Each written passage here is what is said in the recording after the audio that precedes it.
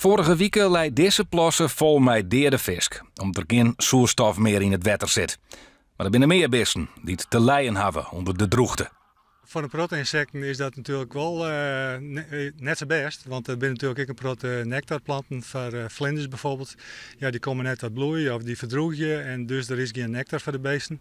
Het probleem zal vooral ik takken meer blikken dat er dan ik volle minder vlinders werden zullen. Ook in de vogelsjoghut binnen de man, die er vaak te vinden binnen, schrokken van de laatste man. Ik heb dat nooit zo droog, joh. Als je dat water, je hebt dat dan is dat bruine alles is onder water. Het zit hier tot diep in Gultje hier. Voor gewoon beesten is de droogte een zegen. Het natuurgebied zit vol met vogels. Omdat het waterpeil je vrij leeg stiert, is het wel weer aantrekkelijk worden voor een heel soort vogels die je nou wat makkelijker produceren kunnen. Je ziet nou meer orenvogels die er ooit net zijn. Ik hoop dat de natuur zich weer herstelt hier. Of het een nadeel is van nou, dat weet ik niet. Zoals het er nou uitzocht, zal de natuur hier uit hemzelf wel weer boppen opkomen. Toch zit een groep beesten wel echt in de gevarenzone.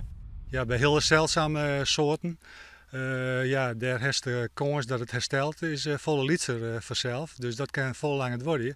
En dat kan in sommige gevallen wel fataal voor populaties wezen.